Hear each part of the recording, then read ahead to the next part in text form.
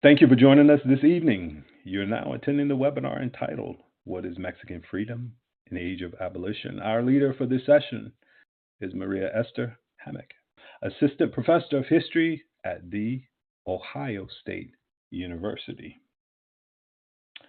Dr. Maria Esther Hammack is a Mexican scholar and public historian whose work bridges the histories of liberation and abolition that shaped the U.S., Mexico, and Canada.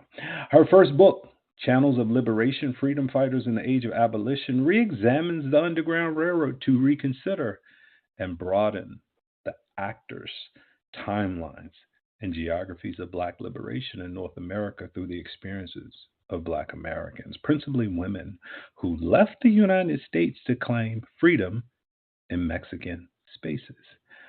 Dr. Hammack is currently co-PI of a Humanities in Place grant from Mellon Foundation in collaboration with the Weber Family Preservation Project in Texas, and serves various national and international organizations in various positions. This year, 24-25, she received the Rodica C. Boatman Award for Distinguished Undergraduate Teaching and Mentoring from the College of Arts and Sciences at Ohio State University. All right, to everyone who has joined us this evening, I know you are as excited as I am to interact, to hear from Maria. I should also point out that she was one of our featured speakers down in Texas this summer for our Teaching African American Studies Institute as well. And I will tell you that we thoroughly enjoyed her talk. We enjoyed just how collegial and just how open she was to dialogue with us. So without further ado, Maria, thank you for joining us. We look forward to your talk. Thank you so much, Mike. And good evening, everybody. It's truly a pleasure to be here. And thank you again, Mike and Raven and the amazing team at the NHC. First, for inviting me, and to all of you for being here on this beautiful Tuesday evening. And so let's begin. So,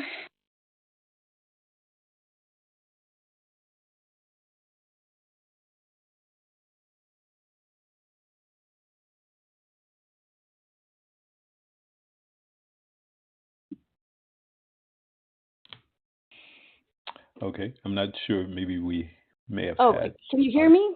Yes, we can. So you're All fine. right. You're okay to proceed. Thank you. Thank you so much. Good evening, everybody. I'm very excited to be here and tell you a little bit about this topic. We will reflect on and cover some hidden histories that help us situate or entertain, if you will, the question of what is Mexican freedom in the age of abolition. And to engage more critically with this topic, we will center stories of Black liberation, principally of Black women and their experiences, Black women who I regard as freedom fighters who helped orchestrate multiple underground railroads to Mexican spaces to be free or in the assistance of others to claim their freedom. And I wanted to begin by reflecting on a particular primary source that I think it's very powerful, on a woman named Lucy. I put it there on the screen for all of you, and I wanted to go ahead and read it with you and then reflect a little bit on what it says and what it shows us.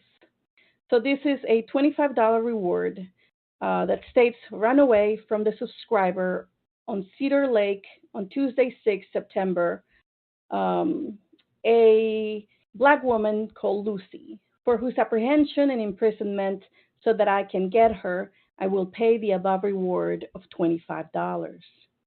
Said woman is a fine-looking, bright mulatto, nearly white, is about 25 or 30 years of age, has straight hair, and might pass for a Mexican. She has a small child with her, and will probably endeavor to make her way into Mexico. It is believed she stole a large American horse which she will probably write off on, as one was taken from the same neighborhood at the time of her departure or disappearance. And so I wanted to begin with this primary source, and I want to ask a few of you in the audience, what critical knowledge and understandings does this primary document offer you or offer us as educators in terms of conceptualizing not only the Underground Railroad per se, but Black women's experiences and liberatory actions?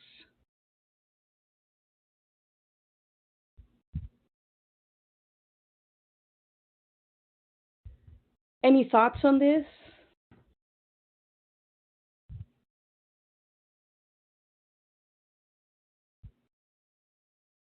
I see a few.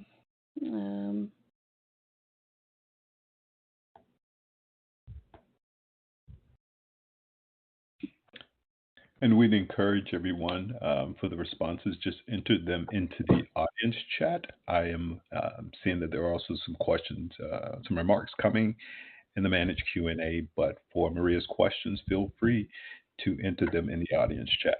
Maria, sometimes it takes a little while Perfect, yes. for the responses to load, but then when they load like really quickly.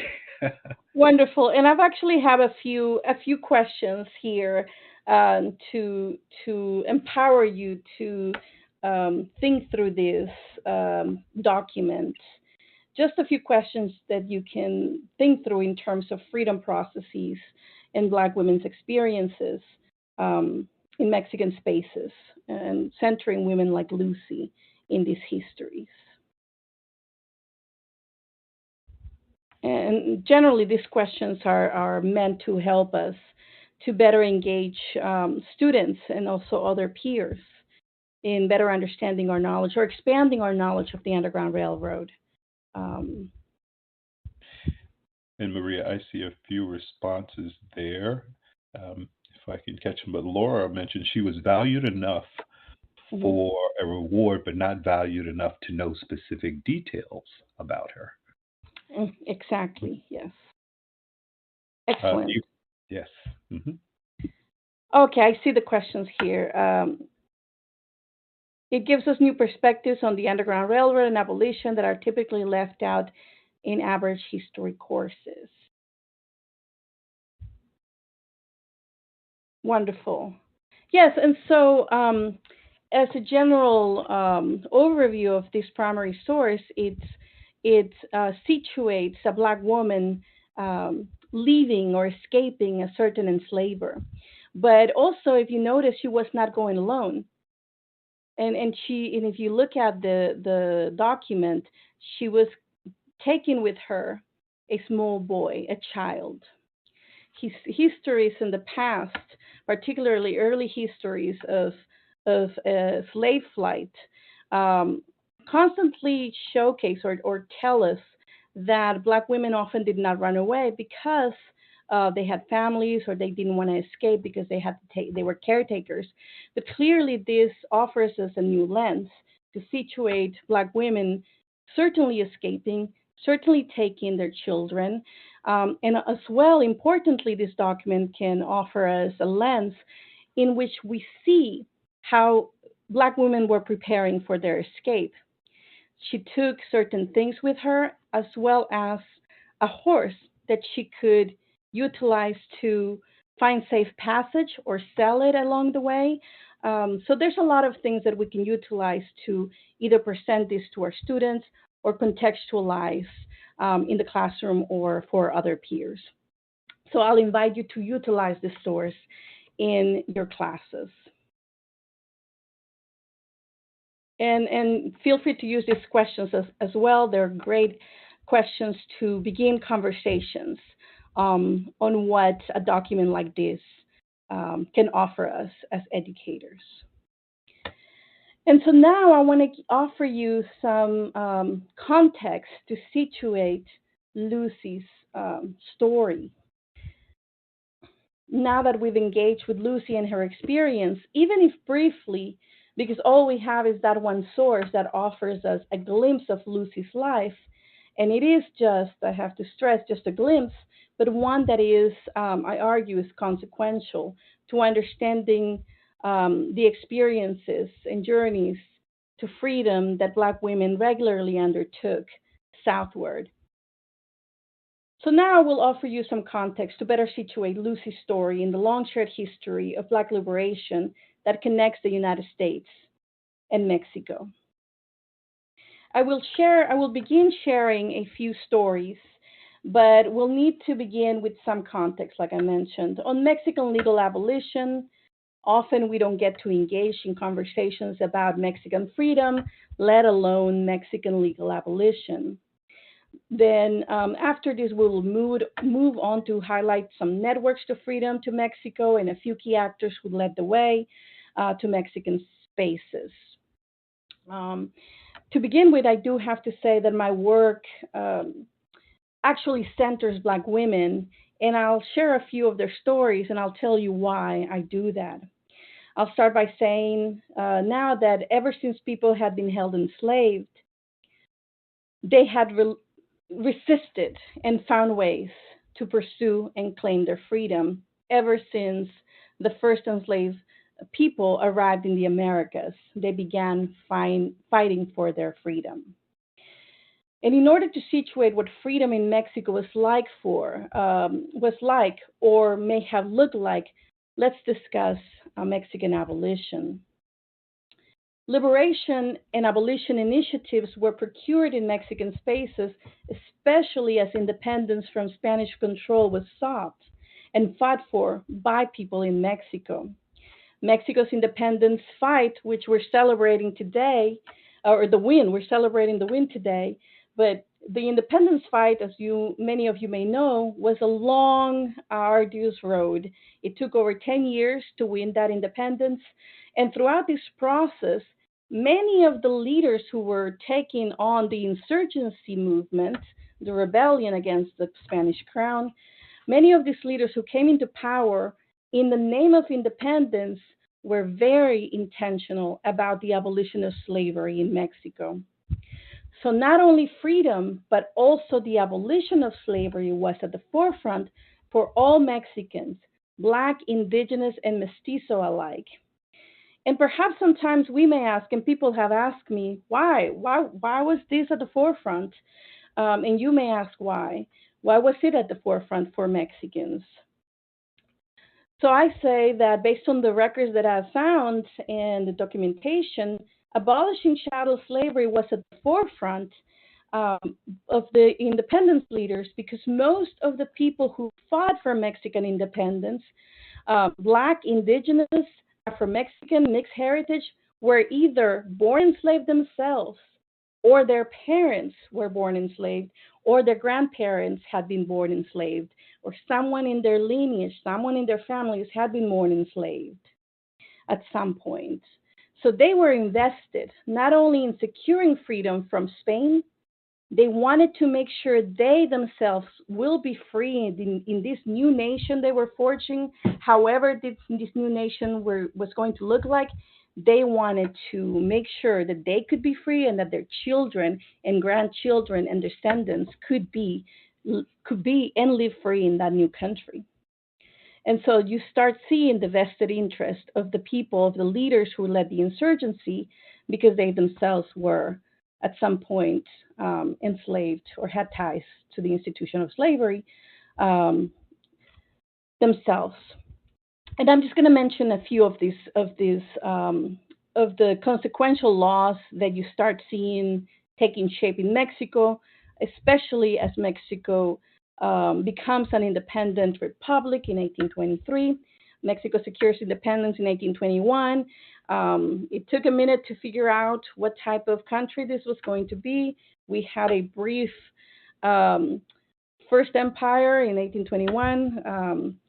But then it became a republic by 1823. But in 1821, even at the securing of independence in 1821 and 1822, for instance, two very consequential laws were passed that guaranteed not only freedom, but citizenship to all people, including Mexicans of African descent.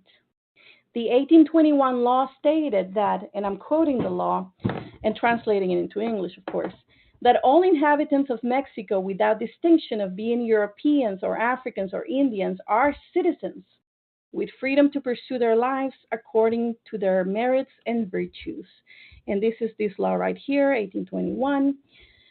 And the 1822 law, which I've added down here, stated that, and I'm quoting, no government document is to classify citizens by racial origin. And thus, every person living on Mexican territory was declared, therefore, or thereon to be considered without distinction a citizen, even on paper. These laws, I argue, are very telling, given that in the United States, as history has shown us, citizenship for Black Americans was often denied. It was often off the table, particularly after 1857, and it was off the table until 1868 with the passing of the 14th Amendment. Yet in Mexico, it was on the table as early as 1821 and 1822.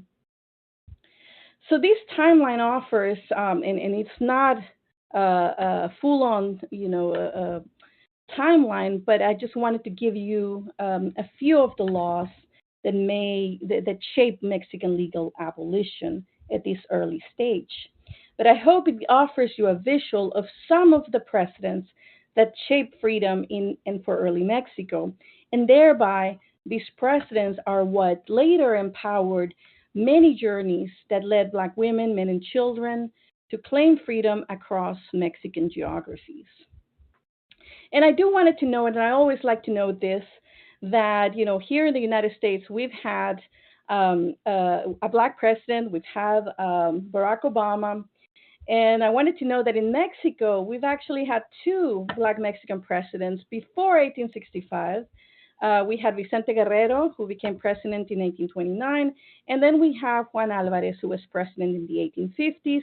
And so, I always like to say that in that aspect, Mexico led the way. And I do have to point that Vicente Guerrero, who was also a Black man, he was one of those revolutionary leaders who fought for Mexico's independence. And so you see that it was a vested interest for him to pursue the decree that abolished slavery in the country. So he was the one who passed that law in 1829 that abolished slavery in Mexico. And this was in September of 1829. I will talk a little bit later about the one exception. So he passed the law on September 15th, 1829. Unfortunately, by December, he capitulated and offered the Texas slaveholders an exception. It didn't mean that the exception took away the law in the rest of the Republic of Mexico, but he did sort of offer that for Texas slaveholders, which ended up changing things at the end of the day for Texas and how Texas was a loss for Mexico and the reintroduction of slavery in that province that later became a state in the United States. But before we go into that, I do want to highlight that the research that I've done, I've traced individuals that utilize some of these laws to claim freedom in Mexico in the following decades.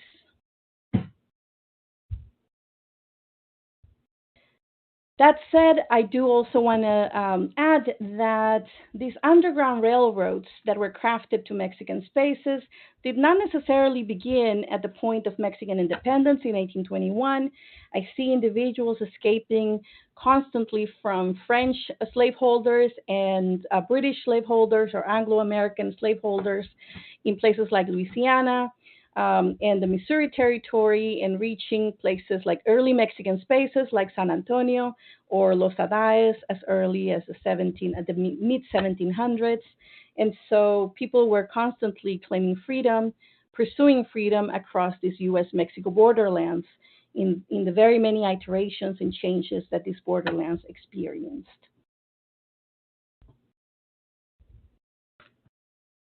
Any questions about Mexican legal abolition before we move on?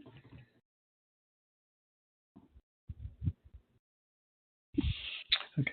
And again, I encourage everyone, if you should have any questions, I see your remarks, and I appreciate you including them in the chat, as well as any questions that you have. However, we're managing the Q&A separately, so please enter your questions there.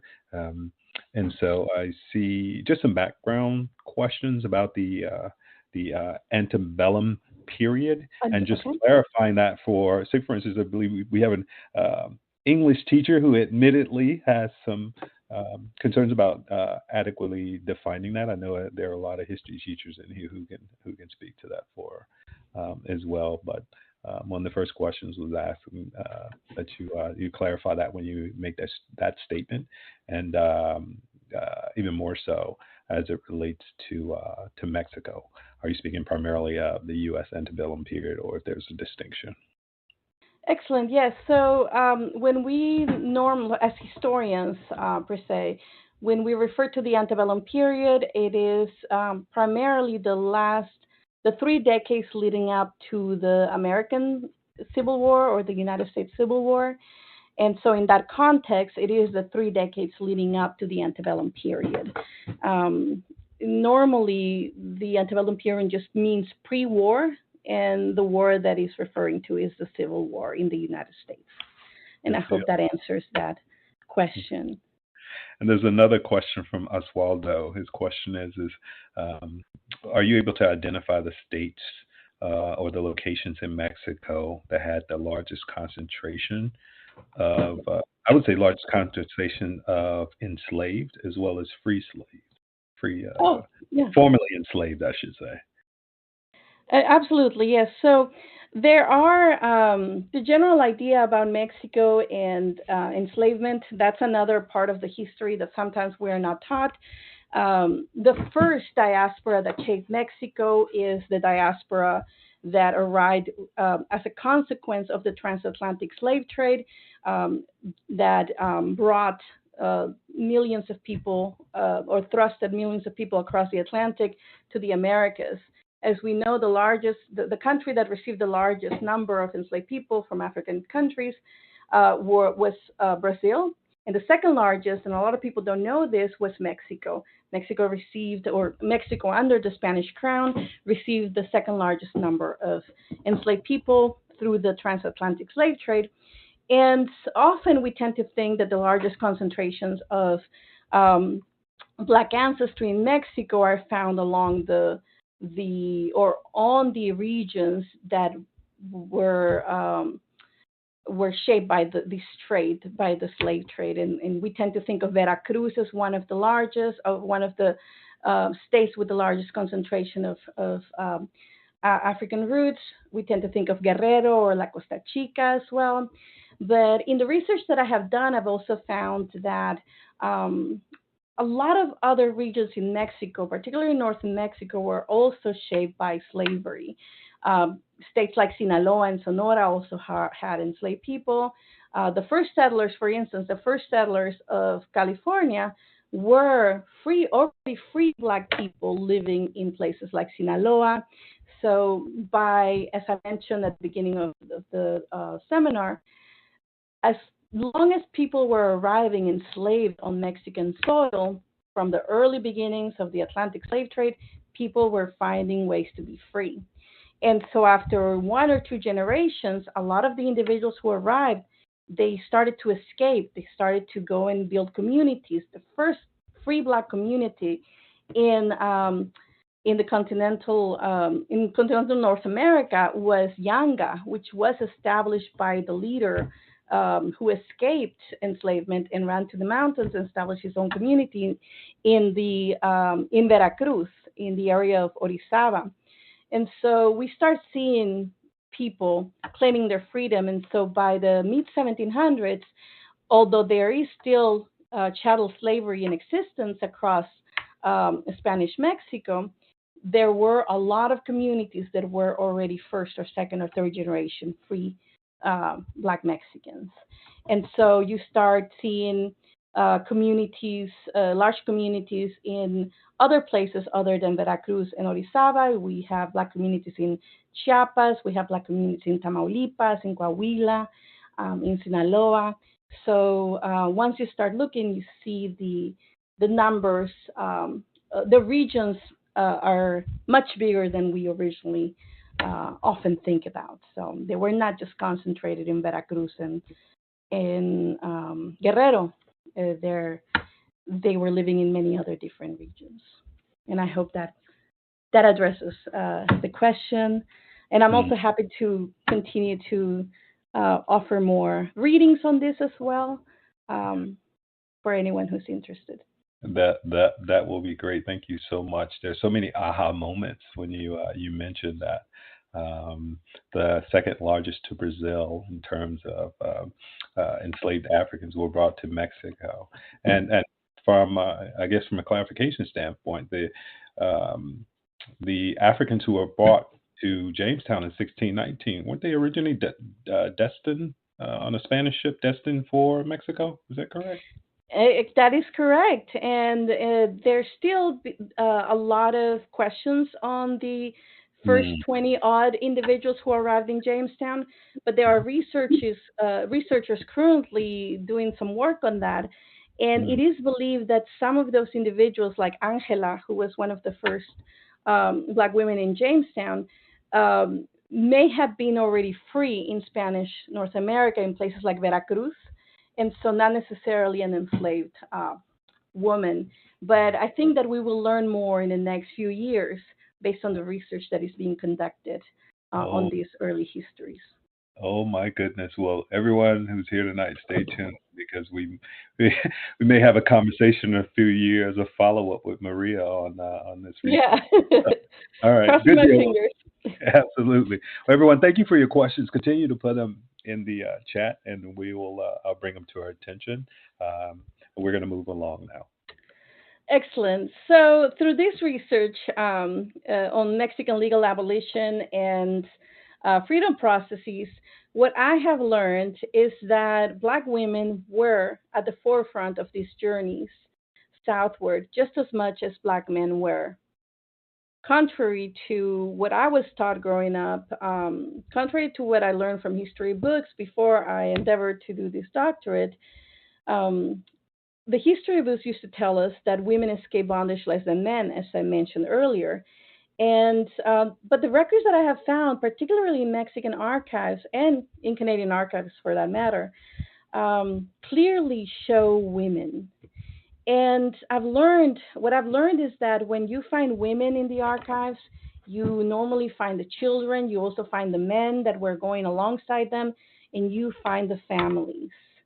And as a scholar, Jennifer Morgan argues, finding women in history requires a reading that privileges utterances that meant to be small and insignificant. It requires a reading from all of us that rejects the notion that women were passive or unconscious observers of men's radical resistance. So, in many ways, or in most ways, my work encourages us, all of us, to search for the women, to ask about questions that center women, and to help reclaim their stories, to make them known, because through them, our stories are bridges. And as I hope you see through this presentation, through this seminar, you start seeing how women bridge these histories of Black liberation that connect the United States and Mexico and North America writ large. So their stories connect. It connects time, geographies, and people. And so this document, this record that you see on the screen, documents the pursuit of a Black woman who escaped her French enslaver, as I mentioned a few moments earlier. This woman had been enslaved by a French enslaver in Louisiana, not too far from New Orleans, and she escaped in the 1780s. And she didn't escape alone. She took her 4-year-old son and made her way to San Antonio, which was an early Mexican space where she could claim her freedom. in the spring of 1789. You can see this is that document right here. It is in French, and I'll tell you a little bit about it. When she endeavored her pursuit to claim freedom on the 20th of May of 1789, she not only took her 4-year-old son, but she also took another child, a 15-year-old boy named Boku. The record does not show if Boku was her a child or a brother or an acquaintance, but she made sure that she took her son and that 15-year-old with her. She also ensured to take 3 horses, as well as other effects, which demonstrate how carefully she must have planned her escape from her enslaver. And of course, her enslaver refused to lose her because to these French enslavers, she was worth a lot of money, including the 2 boys. And so this record was received in San Antonio, and then a copy was also forwarded to Mexico City, since it was the capital of the Spanish America. And it was received in June of 1789, basically stating that, hey, so-and-so have run away there. If they arrive, please return them. And so one of the things that I wanted to point out is that a lot of these early journeys before the Republic of Mexico was established were actually prompted by the freedom fight of others, including women. And here I'm going to go back to the Mexican abolition screen briefly and point to this decree in 1789. The decree declared that any slave, and this was a decree that applied to Spanish America, that applied to early Mexican spaces like San Antonio, and the decree declared that any slave to arrive in early Mexico, and I'm quoting, must not be returned to their foreign enslavers. And it was a cédula real passed on April 14 of 1789. And I wanted to mention this because this law in particular was prompted as a consequence of a Black woman who escaped her Anglo enslaver and claimed refuge in Spanish America, in Spanish Caribbean. And she was told, no, sorry, you're going to have to be returned to your enslaver, to your British enslaver. And she actually stood her ground and said, no, I want my petition to reach the King of Spain. And so this woman, her name was Teresa, she writes her petition to the King of Spain and says, I escaped my British enslaver because he was violent and he beat me, and she included a lot of evidence and witness accounts. And of course, during that time, if anyone wanted whatever petition was being processed to be read by the king, that was the right. So her petitions arrived in the king's hands. He read it, and because of her petition, he not only offered her freedom, but he also issued this cédula real in April 14 of 1789 to apply to all of Spanish Mexico. And so because of this law, anyone who was enslaved by foreign enslavers in places like Louisiana or the Missouri Territory at that moment, before this became the United States, these regions became the United States, if people escaped these foreign enslavers and made it to Spanish Mexico, the law stated that they could not be returned to their foreign masters. And so again, this is just another consequential precedent that was set by Black women. And so I wanted to make sure that I mentioned that because, again, these stories often don't make it to our history books. And so for more, keep posted for my book that's going to hopefully be done in the next year and a half. And I'll tell you more about Teresa in the book. But keep in mind her name, Teresa, set an important precedent for freedom in early Mexico. All right, so moving on. We're moving on to the stories of women, but it is important to highlight an aspect that is key. Is key in these stories, but also one that drives my larger work and certainly the book. And this aspect is twofold, meaning it is guided by 2 principal questions.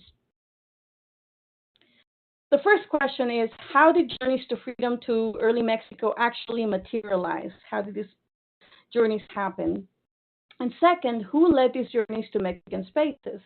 Who was or were part of these networks of resistance and assistance? And well, what I have learned, again, based on the work that I've done on the research and reading the records um, that I have found, what I have learned has been both enlightening and, but certainly not surprising. The networks of assistance I have documented are quite diverse, and I'm just showcasing a few records that I found here to showcase a pool of the individuals and groups that did some of the assistance that were part of these networks to freedom. We have clearly Mexican individuals with this document reflecting that were certainly, Mexicans were certainly known to assist both within the US and in Mexico, particularly Mexicans of African ancestry, Afro-Mexicans. They were certainly part of these assistance networks. Sometimes Mexicans served as guides to help people across the Rio Grande and across the Gulf.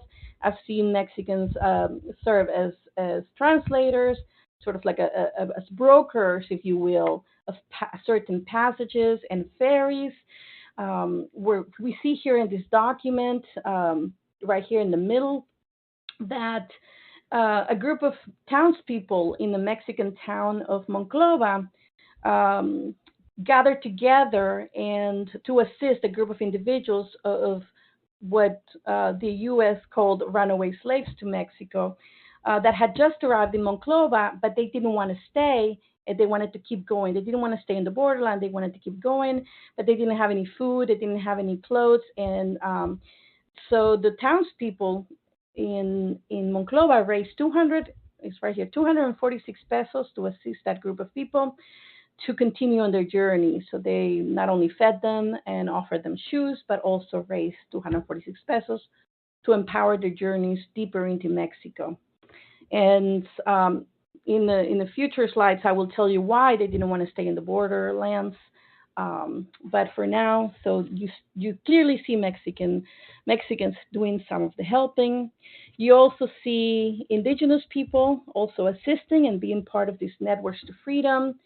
And here you see a document that tells us about a Choctaw individual by the name of Jefferson Jenkins, who had been writing passes and helping people escape, to Mexico by writing false passes.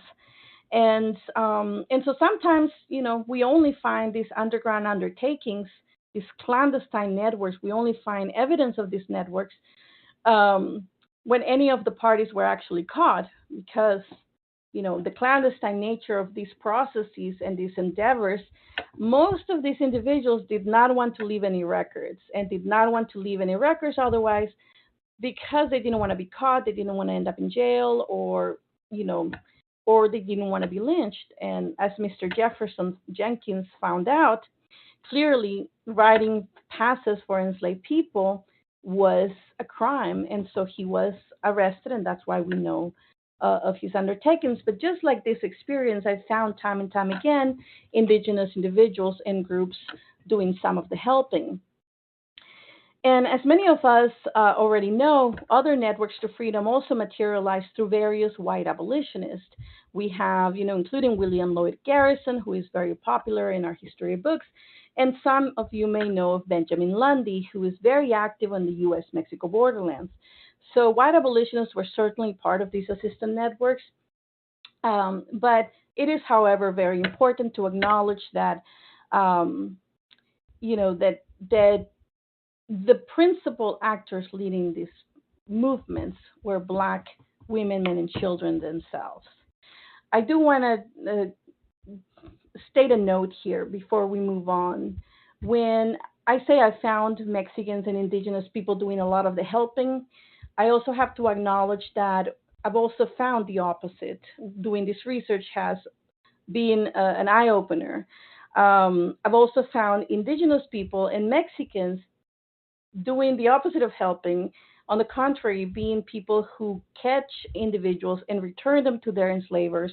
I've also found Mexicans being working as slave hunters, as well as indigenous individuals working as slave hunters. So while it's important to acknowledge that a lot of these individuals did a lot of the helping, you see also individuals doing the opposite. So it's important to acknowledge that, to humanize these individuals and acknowledge that they also participated in hindering these networks to freedom. Not all, but there's some instances where I found records that have been very hard to process and situate, right? But it's imperative to acknowledge this. And it's also imperative to acknowledge that it were principally Black women, men, and children, enslaved and free, who were what I called engineers of liberation networks to freedom to Mexican geographies. And why? Because they had a vested interest in claiming freedom, in escaping, in being free. And so that was the ultimate motivation and the ultimate form of resistance. Right?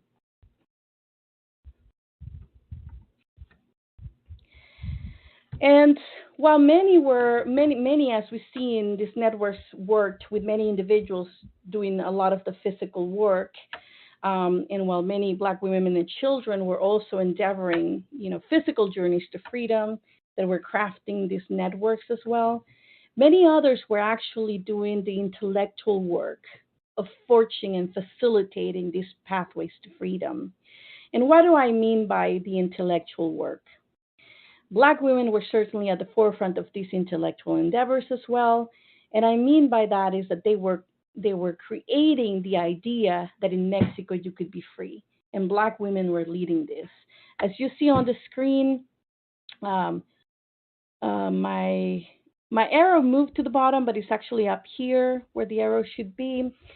But you see here in gray, it's an article written by a Black woman from Philadelphia, a Black abolitionist woman, who didn't give her name because, again, being an abolitionist, particularly being a Black woman abolitionist during this period, meant you could be persecuted, prosecuted, and so a lot of these were anonymous.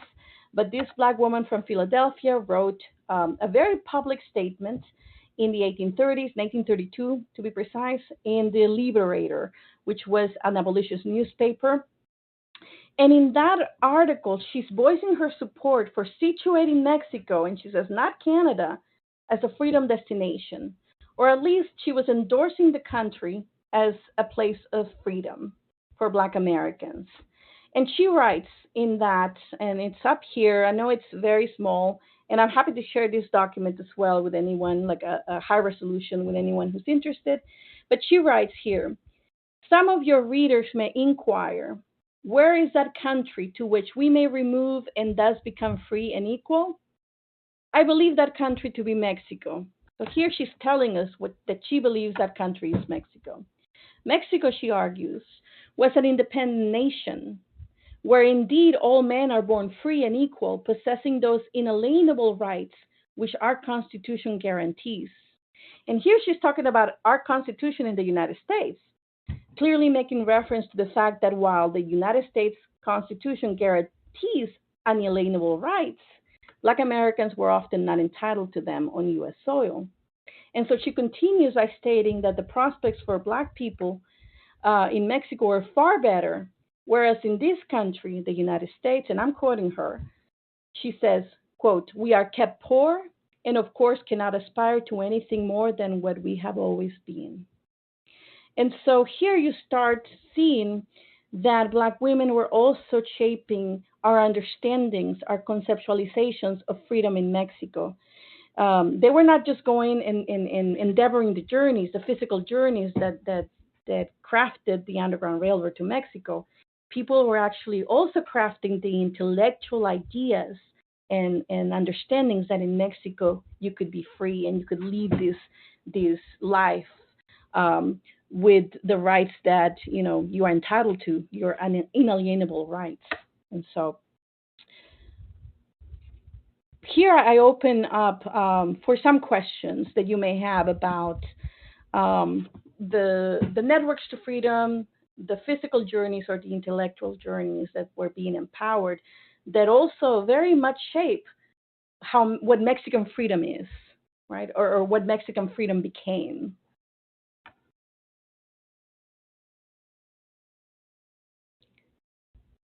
And let me see some of the questions. Good deal. Good deal. Yes, and we have a few of the questions from earlier. Okay. Edwin's question was if Mexico received a significant number of enslaved Africans during the transatlantic slave trade, what became of their descendants? Um, Today, countries like Honduras or Panama seem to have more visible African descendant population. Um, why is that? Or are there any reports of these, I guess, the continued viability of these communities of the formerly enslaved? Excellent question. So, what became of their descendants? By 1829, only about, I think, and don't quote me on this, but the general number, there were less than 3,000 people enslaved in Mexico by 1829. So to answer the question of what became of their descendants, by 1829, almost all of their descendants of people who arrived enslaved through the transatlantic slave trade were free, and they were still in Mexico, but they were free. So only about 3,000 remained enslaved by 1829.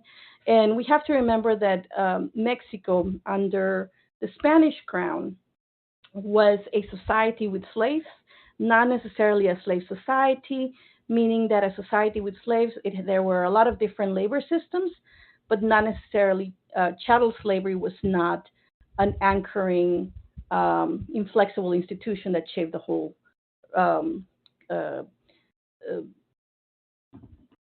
country, or slash at that moment wasn't a country, but the territories of the provinces held under Spain. And so the descendants are still there. I think that one of the questions that I often get is there are no Black people in Mexico, but if you look into the ancestry of a lot of Mexicans across the country, not just in those places that were shaped more by the transatlantic slave trade, you see African roots everywhere. And I do want to go back to this, and I think this may be useful to answer this question if we go back to this law, the 1821 and 1822 law, that basically took the casta system. So these two laws took away the casta system and made it unlawful to classify anyone by racial origin. These laws were an attempt to do away with the casta system, with the discrimination tiers that had been established by the Spanish.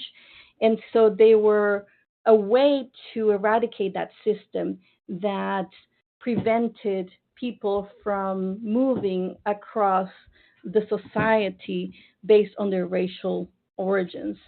And so, while at this point these were very much abolitionist laws passed by revolutionaries that wanted to eradicate the caste system and wanted everybody to be free no matter what race you were, by later, a lot of these laws turned to be utilized as tools for invisibility of Mexico's Black roots. And so I think that's one of the reasons why sometimes we don't think of Mexico as a country where, with Black roots, but they are definitely there. Mexico is a Black country as well. Um, in 2015, I think it was 2015, for the first time since 1821, where the Mexican government allowed for anyone to classify themselves as either Afro-Mexican or African ancestry or with Black roots. I think it was 3.4 million people self-identify as Black or Afro descendant. And so, and by 2020, the number has grown. And so you start seeing that perhaps from the outside looking in, people will question, well, but there's no Black people in Mexico, but in the country, people know their ancestry and know and self-identify as Black or Afro descendant. And I hope that that's a long answer to the question, but these are questions that still even Black Mexican people that are very active today in making sure that these laws are passed, particularly in the census in 2015 and 2020. They're very active in answering or at least engaging in these questions that are very important in Mexico as well. Yeah, thank you. Thank you for that response. I appreciate that. And Luis had a question. Was there any political pressure from the U.S. to limit Mexican help for anti-slavery movements? Another excellent question. Yes, there was a lot of pressure from the United States to not necessarily just to limit, but to get people that claim freedom in Mexico to be returned to the United States. One of the chapters that I've written in the book traces the number of requests that Mexico and individual states, for that matter, kept sending to Mexico. So the United States, the federal government kept sending requests to Mexico, as well as individual state officials for to endeavor in treaties. So they wanted to create treaties with Mexico and I'm quoting one of the treaties, for the amicable devolution of runaway slaves to the United States. And these requests, interestingly, started as early as 1826, even before the official decree that abolished slavery in 1829 was passed, and mostly because Mexico abolished the transatlantic slave trade in 1824, on July 13th of 1824. And so at that moment, a lot of slaveholders across the U.S.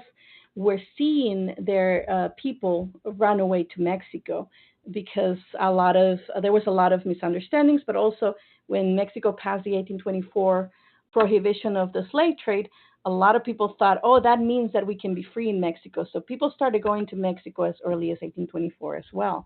And so claiming freedom. And so that prompted officials in places like Louisiana and later Alabama, Mississippi, and even the federal government and Texas clearly of sending requests to Mexico to establish treaties for the amicable retrieval of runaway slaves.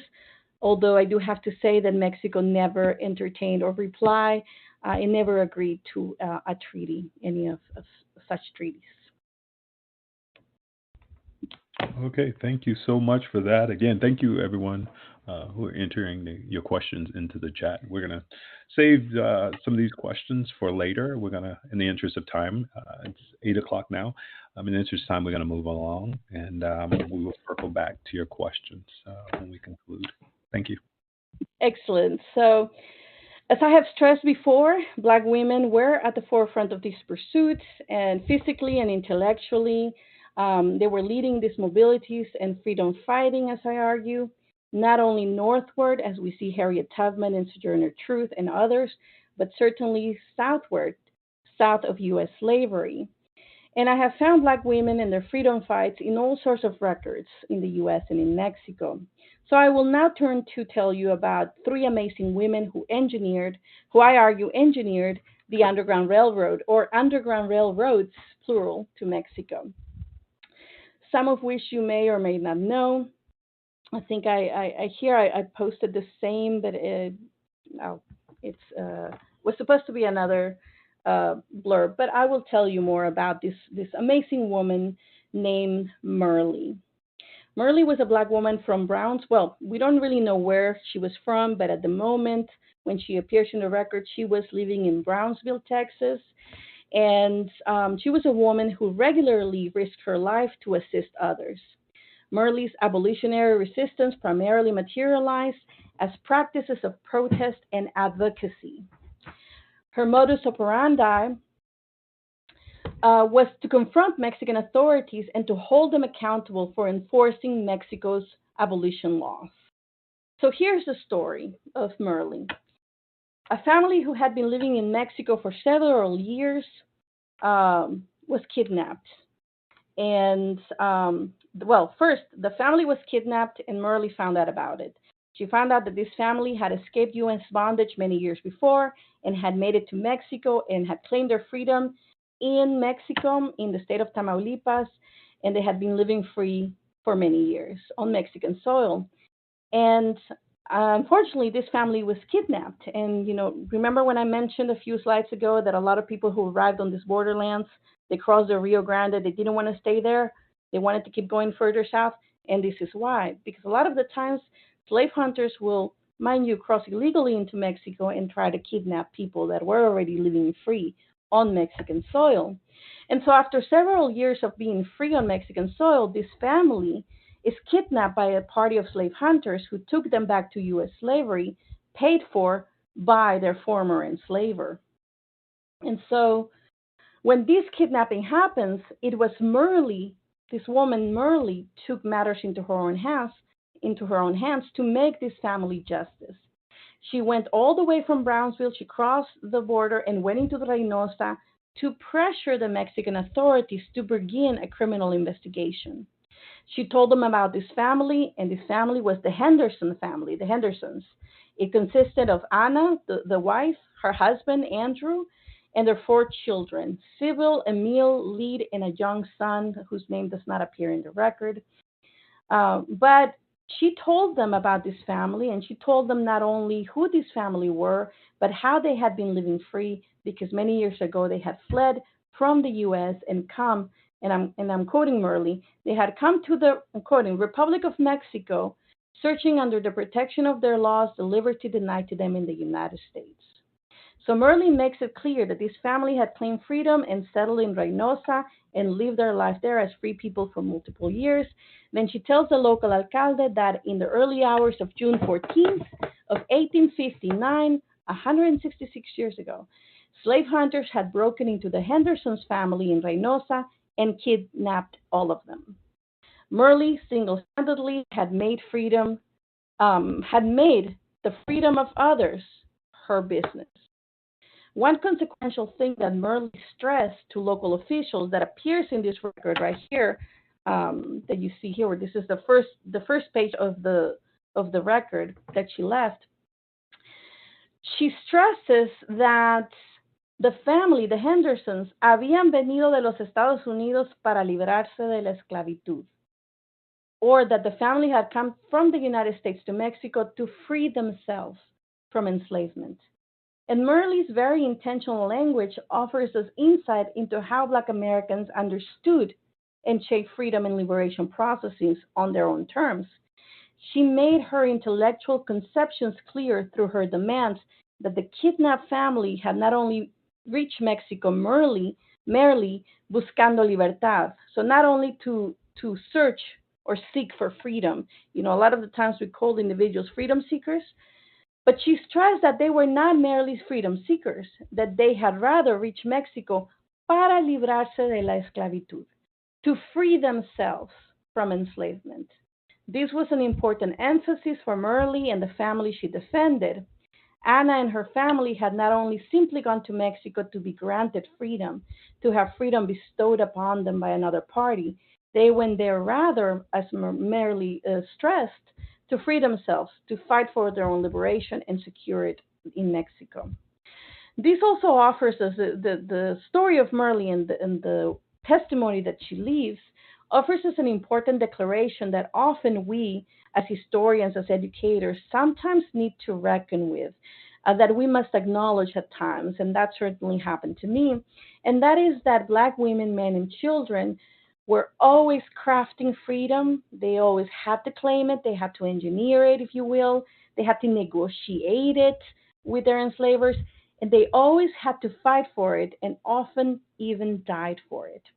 So freedom, as I have come to understand it, was something that was never, that was not something regularly granted or gifted or bestowed upon by other entities, by laws or white abolitionists per se. Freedom had to be wrestled. Freedom had to be fought for, secured, even in spaces that guaranteed it. As you see with the story of the Hendersons that Merle lets us know about, freedom had to be fought for sometimes twice or three times because people would, slave hunters will go into Mexico trying to kidnap people. So freedom had always to be fought for. And it was always had to be fought for, even in spaces that guaranteed it, like Mexico and sometimes Canada as well. Because, and in the words of historian Erica Dunbar, freedom was always fragile. Freedom was fragile in the US North, freedom was fragile in Canada, and it was certainly fragile in Mexico, as we see with the Henderson story. Kidnappings happened regularly, and slaveholders often paid a lot of money to slave hunters to cross illegally into Mexico to look for enslaved people, the people that they considered their slaves, and they wanted them back. And so, again, you see their fight in the way that people, black women like Merle, helped. And it should be noted that Merle took enormous risks to do what she did in order to bring justice to the family who were kidnapped. Not only did she traverse treacherous territory and river crossings, she also risked the persecution of slave hunters and other vigilantes who often rode that borderland. Um, she risked a lot because she could have been caught and labeled a runaway slave herself and returned to bondage. So Merle risked it all for the freedom of others. Another woman that I will tell you, and I know we don't have a lot more time, but I want to tell you about two more women before we conclude. Beyond Merle, I have other women that I have found that have fought for their freedom in Mexico. So not only claimed it, but continued to fight for it. Matilda is another name that you should know, Matilda Hens. Matilda not only had to craft her escape from her enslaver, she had to create her own pathway to Mexico and had to fight for her freedom more than once. So the story here is that Matilda Hens was enslaved at some point. We don't know where she was born, but she was enslaved in Louisiana by her enslaver, and she disappears from her plantation and appears later living in Mexico free with a young daughter. And she had been living free and working in the household of a wealthy landowner in Mexico, and she had her home. And so the story goes that she had been living free, but her former enslaver kept relentlessly pursuing her. He hired slave hunters to go and scope northern Mexico for her because he couldn't afford to lose her. And these slave hunters ended up finding where she was living. They go back to the United States, tell the enslaver. And so the enslaver himself decides to, again, illegally cross into Mexico, go to where she was living in Tamaulipas, and kidnap her or try to kidnap her. On the night of August 20th of 1850, her former enslaver crossed illegally into Mexico, found her home that the slave hunters had already found, and tries to take her and her daughter from that home. He breaks into her home and immediately tries to seize her. But Matilda fights, and she fights with everything she had. And based on the records that I found in Mexico, I actually found it was like a puzzle. I found one record in Mexico City and another record in Tamaulipas that gave me more of the story. But basically, the records showed that the slaveholder breaks into her home, and he tries to seize her and her daughter. But she starts fighting with all she had. She started beating him with her hands and yelling to the top of her lungs for help. The neighbors wake up. The neighbors come to her aid. One of them shows up with guns, and together they were able to stop the former enslaver from taking Matilda away. And together, Matilda goes with the neighbor at gunpoint and delivers her former enslaver into the local jail, where he remains with no parole for about 10 months. And so we know about Matilda's story because she gives us her testimony at the point of her taking her former enslaver to the local jail. The local officials take her testimony, and she tells us exactly what it felt, what she experienced, and how she fought to not be taken. And so here you see another very powerful story that often we don't get to read about Black women fighting for their freedom, let alone fighting twice to prevent being returned to U.S. bondage. So this is another name that you should know. And before we conclude, I do want to tell you about Sylvia Hector, who is another woman who I argue also engineered Underground Railroads to Mexico. I situate Sylvia Hector Weber as someone who, like Harriet Tubman, we should learn about. When we learn about Harriet Tubman and her role and her achievements of leading people to freedom in Canadian spaces, we should also be learning and teaching about Sylvia Hector alongside her, because she did a lot of the similar work and labor to help people to freedom in Mexico. And I think I shared her biography with you, and I'm happy to tell you more about Sylvia Hector. But basically, she was born enslaved in Louisiana. She was sold away from her mother at the age of 8, and she ends up being taken to the Missouri Territory, where she remained enslaved until she was about 19. From there, she's taken to Mexican Texas, where, because of Mexican Texas law, she should have been free, but she was not freed by her Anglo enslaver. But by 1834, she manages to secure her freedom and the freedom of her 3 children. And you can see in her freedom papers that she was an influential part in negotiating for that freedom that she secured for her and her children. I was very lucky to have found her freedom papers and encounter, and because I found her freedom papers and wrote the first biography on her, I was able to connect to her descendants. And through that work, I've done a lot more work with descendants in helping them recover their ancestor stories. And so I invite you to read further into Sylvia Hector and how she was a freedom fighter who shaped these freedom processes and Black liberation across the borderlands, but also in Mexico. At the outbreak of the Civil War, Sylvia and her family had been considered Unionists because of their anti-slavery stance, and also because the ranch where she lived was also labeled as a ranch where fugitives were being held and protected. And so the Confederacy went after them. She took the younger children with her to Mexico, where she had a home in Tamaulipas. And 2 of her children were actually caught trying to send, they were serving as spies for the Union. They were caught by the Confederates, but they managed to escape. And so there's a lot to her story that we don't know, but I argue that this is a woman that we should be learning about, and that her story needs to be disseminated widely. She is a true freedom fighter through and through, and so I invite you to read more of her through the biography. And here I will pose some questions before we go into the final slide. And if we are out of time, we can skip these questions and have a last minute, at the end, some other questions at the end. Okay. Tell me how we are on time. Okay. I want to be sure to cover your remaining slides.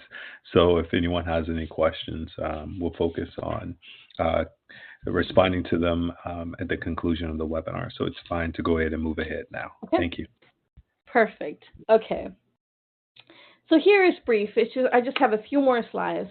I want to conclude, as I began, with one primary source, a last one of sorts. This is a powerful document because seldom do we get sources directly from with Black women's voices themselves, who experienced crossing the U.S.-Mexico border into Mexico, searching freedom, better lives, and better futures. And so I won't read it for you. I also added it on your as a required reading. And so this is the oral history of Becky Simmons. Her oral history was taken in the 1930s by a scholar that went to Mexico and tried to take a lot of oral histories from Black communities in northern Mexico. And this is one of the stories that was safeguarded and remain in his papers. This is the papers of Kenneth Porter. Many of you may know who Kenneth Porter is. He's a scholar of the Black Seminoles. And so basically, Becky Simmons left this oral history and tells us what it felt like crossing that river on July 13th of 1850. She tells us what it felt like crossing that river at night with the children crying. And I think that her her oral history is consequential. She was one of 700 Black Seminoles who crossed the Rio Grande on July 13th of 1850. And the quote I've highlighted on this slide here offers us a glimpse into her experience of crossing the Rio Grande on that night. It allows us to better understand the lives of those who settled, particularly in the Mascogo communities in northern Coahuila, which I don't have time to get into, but again, I invite you to look more into them. She was one of the individuals who settled in El Nacimiento de los Negros in northern Coahuila. And so this is a powerful story that brings us to her voice, the voice of this woman who crossed. And I wanted to ask your thoughts, but maybe we'll have the question and answer later. I just wanted to situate Becky's story or Becky's account of her experience crossing the river herself with that of not only Lucy's account, the account that we started with, but all the other accounts that I've shared with you, some of the records that I've shared, to contextualize and better understand, what was Mexican freedom in the age of abolition, right? I think these stories and these questions hopefully help us better situate what freedom was like. The very many levels of freedom that materialized for different people, for all these Black women who helped or led these processes and these journeys. And so I do want to leave you beyond that with a concluding thought before we open it up for questions. I want to leave you with this brief thought / question, perhaps. Could be civilizing these stories and Black women's roles in leading underground railroads to Mexico have the power to help all of us challenge the erasure of these stories in our histories? Could it help us challenge these erasures? But also, could it help us challenge anti-Blackness, racism, and anti-immigrant sentiments and many other forms of discrimination, not only here in the United States, but also in Mexico and Canada and across the continent? Could the civilizing these stories help us challenge these erasures and this anti-Blackness that I've lived in the United States, in Canada, and Mexico, and I've seen anti-Blackness very much ingrained in the United States, in Canada, and in Mexico. And so could it help us challenge that? And with that, I want to open it up to questions, any thoughts you may have, and I'm just very happy to engage in this conversation, Q&A. Just a collective round of applause, expressions of gratitude in the chat. I'm somewhat speechless. I just again, hearing you in person, having a chance to speak with you, and now just sitting here and having an opportunity to sit with your work again. It's phenomenal work, and it's so necessary. Thank you for your closing remarks. Thank you for your kindness. Thank you for just your research and the path that you're blazing with this work. And I look forward to remaining in conversation with you. For those of you all who are in the chat is like moving at hyperspeed right now. So I'm actually going to put a request in there for someone.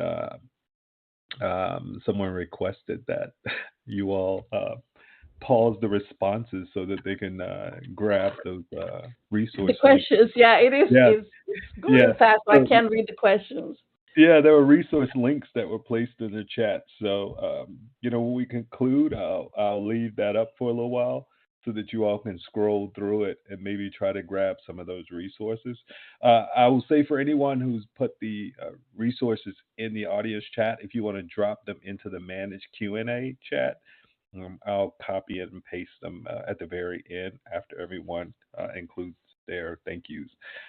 In terms of remaining questions that came up, there were consistent questions about resources, any recommended readings, articles, books, Everyone's going to be keeping an eye out for your book, and again, we'll return with another webinar when that's When the book is released. out.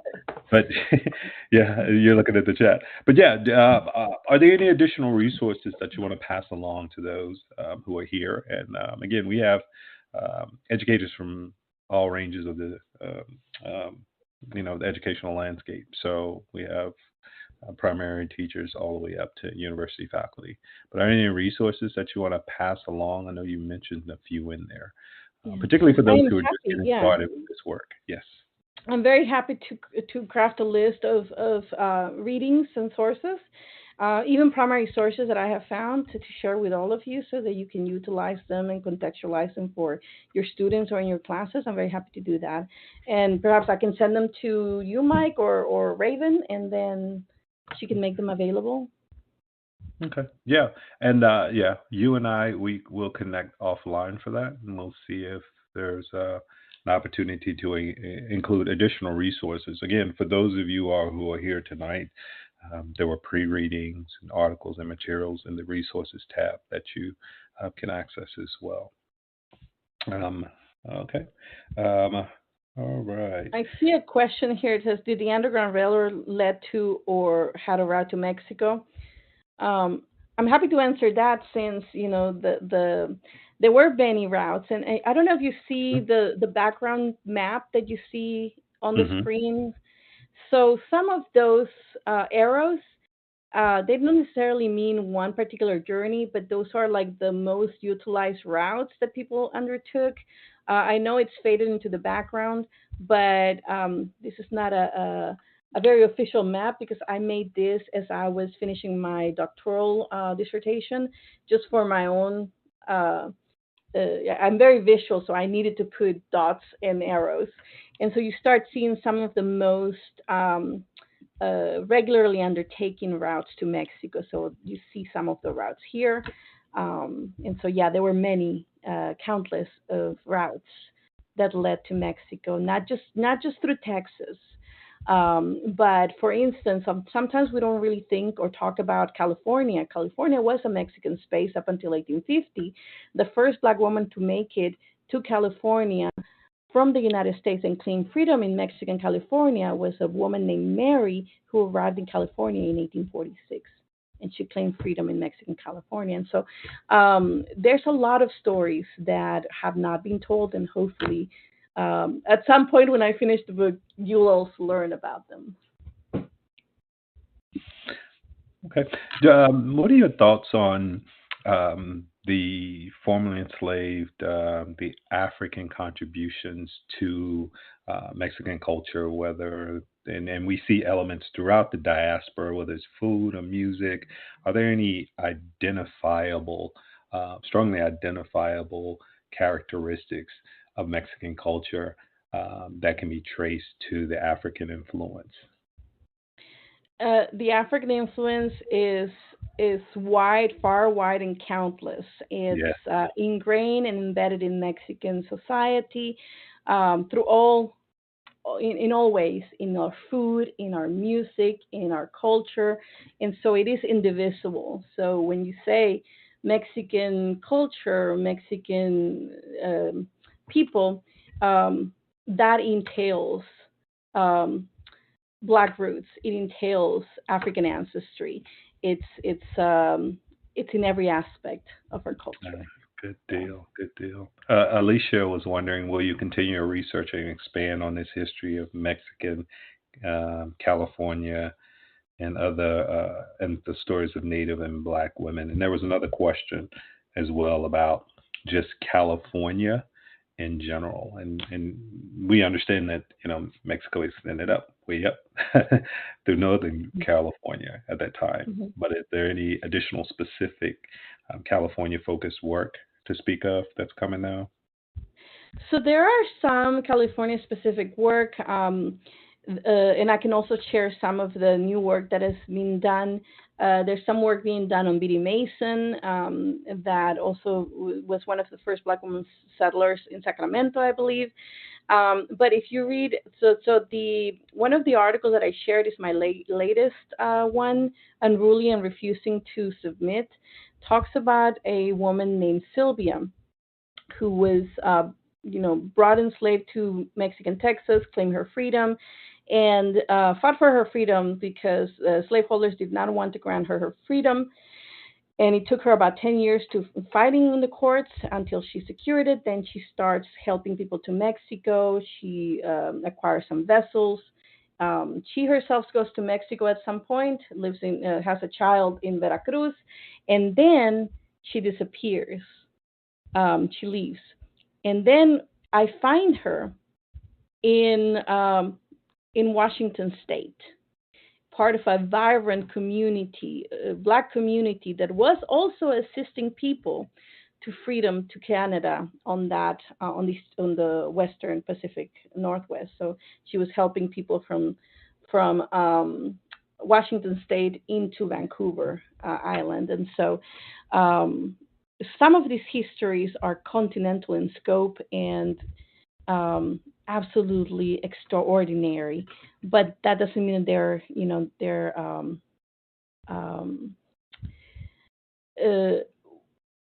they're only like unique. So they're not. There were a lot of people doing a lot of this work, and just the fact that we can find this woman who was leading underground railroads from Texas to Mexico, and later being part of a vibrant Black community that was also helping people to Canadian freedom, I think it's consequential and important to learn. So if you read that chapter, her name was Sylvia Hector. I mean Sylvia Rouse. Not Sylvia. Don't confuse her with Sylvia Hector. Her name was Sylvia Rouse.